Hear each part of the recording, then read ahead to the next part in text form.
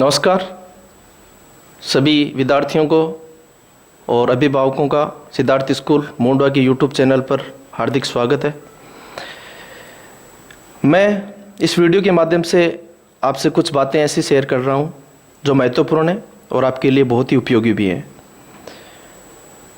Online education के platform पर हम और आप एक नई श्रेणी से या नए तरीके से हम उतरे हैं उस फील्ड में, तो उसमें आप सबका सहयोग बहुत ही अच्छा रहा है और आगे भी रहने की उम्मीद करता हूं। हम इस वीडियो के माध्यम से ये बताना चाह रहे हैं कि आपकी जो ऑनलाइन एजुकेशन है वो कैसी चल रही है। इसके लिए आप हमें व्हाट्सअप करें। विद्यालय का जो व्हाट्सअप नंबर है 9414781354 पर आप मैसेज करके आप अपना सर्टिफिकेशन है वो अपने व्हाट्सअप पर करें कि आप संतुष्ट हैं, आपकी पढ़ाई कैसी चल रही है। इसके लिए आप कन्विंस कर सकते हैं। यूट्यूब चैनल के माध्यम से कोशिश जारी है और आपको अध्ययन की सामग्री जो है वो समय समय पर हम उपलब्ध करवा रहे हैं। आप ऑनलाइन एजुकेशन का भरपूर फ़ायदा प्राप्त करें और घर पर रह कर के ऑनलाइन एजुकेशन का जितना फ़ायदा आप ले सकते हैं उतना लें।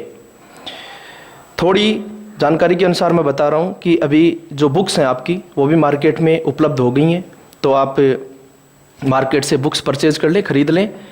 क्योंकि आपको पता है कि अभी जो सिलेबस है, सिलेबस जो है वो चेंज हो गया है। एनसीईआरटी का सिलेबस लागू है, तो 8वीं क्लास तक की 9th और 11th 8वीं क्लास तक और 9th और 11th की जो सिलेबस की बुक्स हैं वो पूरी तरह से चेंज हो चुकी हैं। 10th और 12th की वही सिलेबस रहा है और 8वीं तक की पुरानी जो बुक्स हैं वो नहीं चलेंगी। एनसीईआरटी का सिलेबस है इस बार, तो आप मार्केट से परचेज कर लें। मार्केट से नहीं मिले तो नागौर से भी मिल सकती है आपको।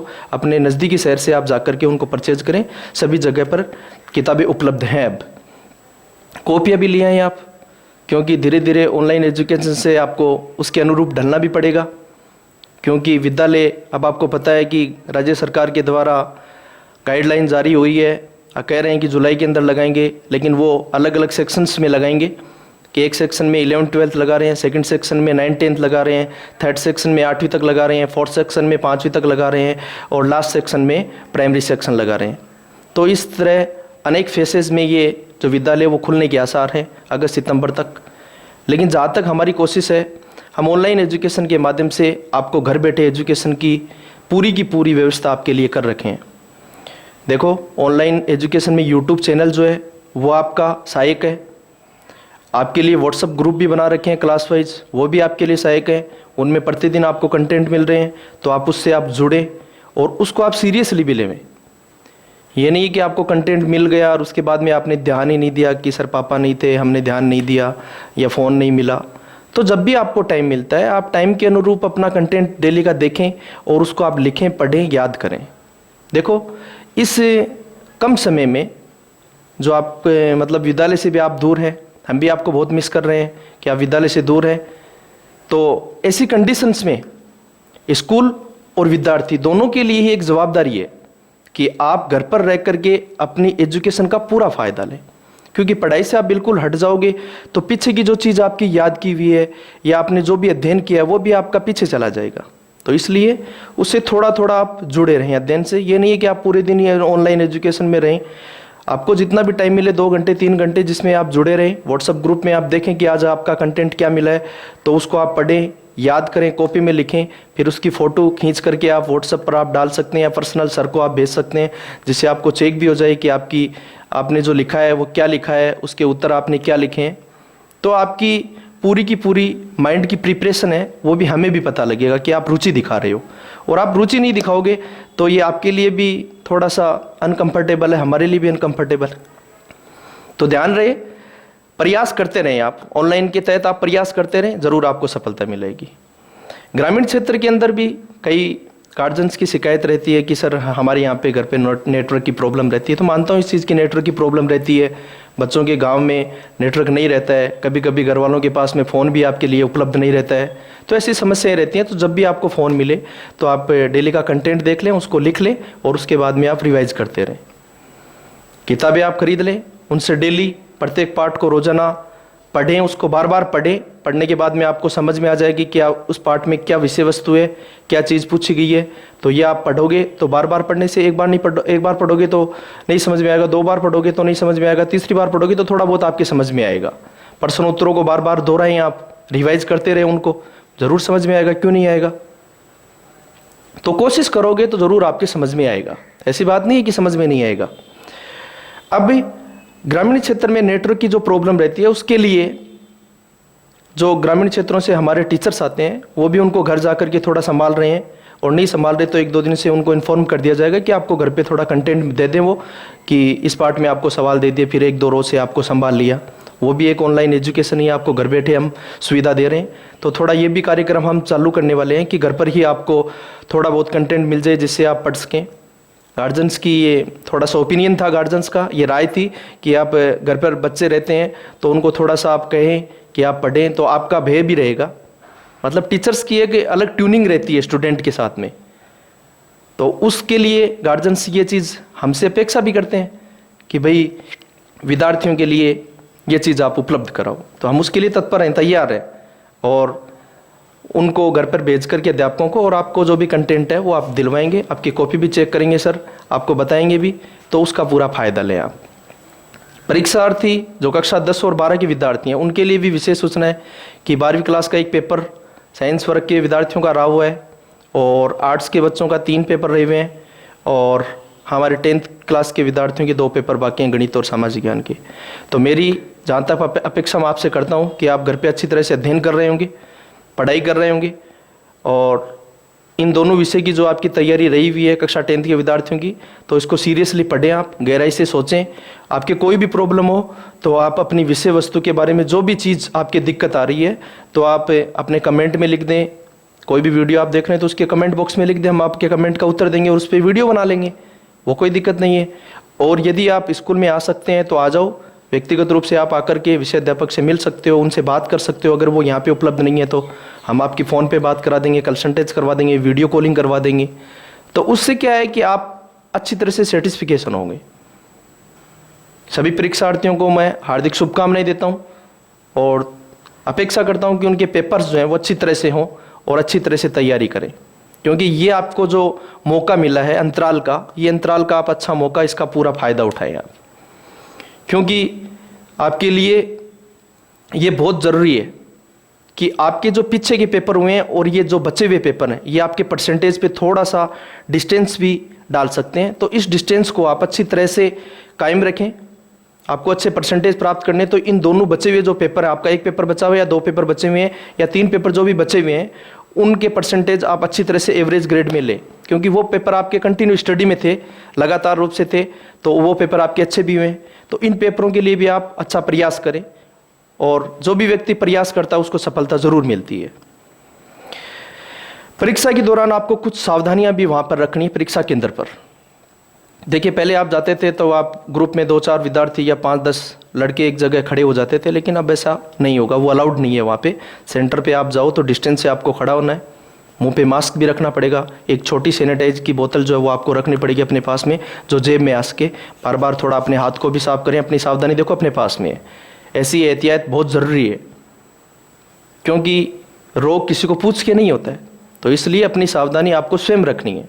तो सेंटर पर जाएं, अपना प्रवेश पत्र लेना नहीं भूलें, विद्यालय से आप प्राप्त कर लें।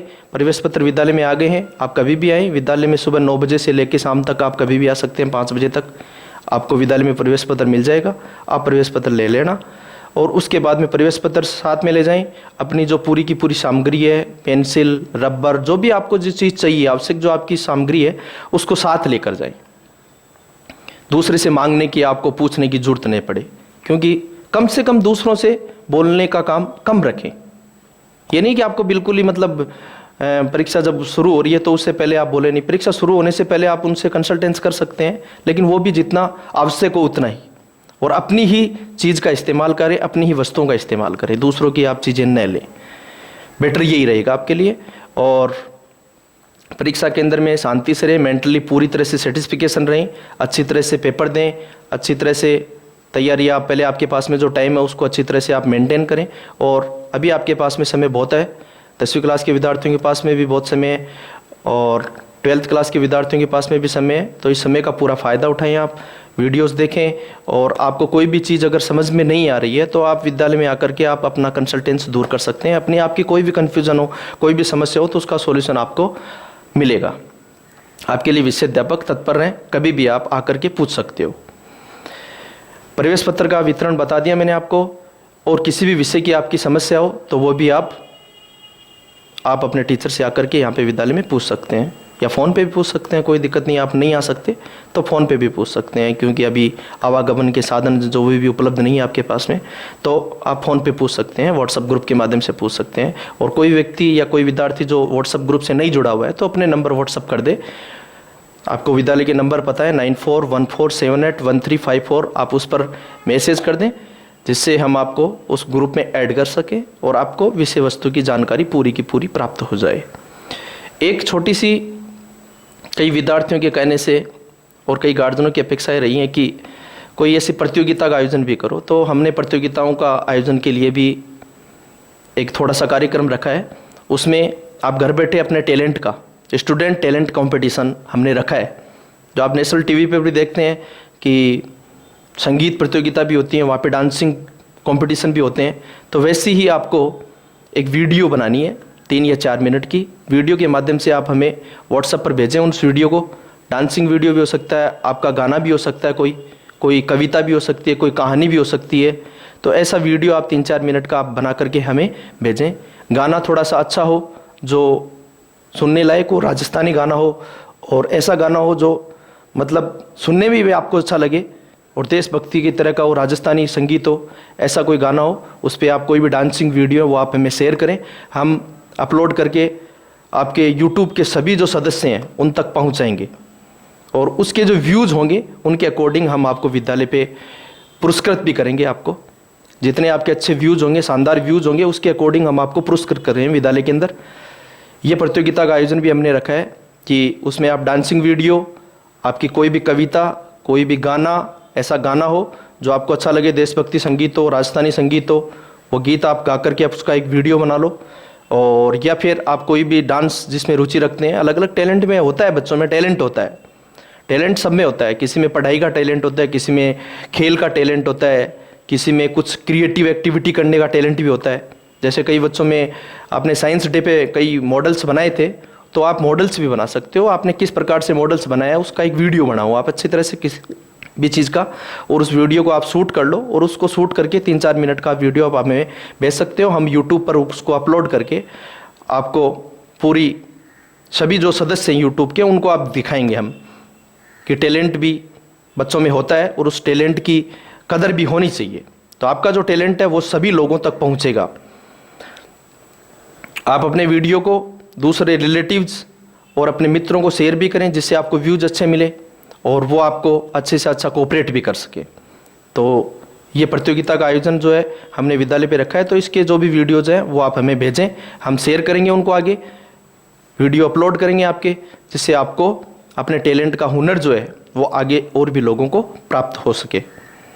एक बार फिर से यूट्यूब चैनल के माध्यम से आप सभी को धन्यवाद करना चाहूँगा, और इसी प्रकार से ऑनलाइन एजुकेशन का आप फ़ायदा लेते रहो।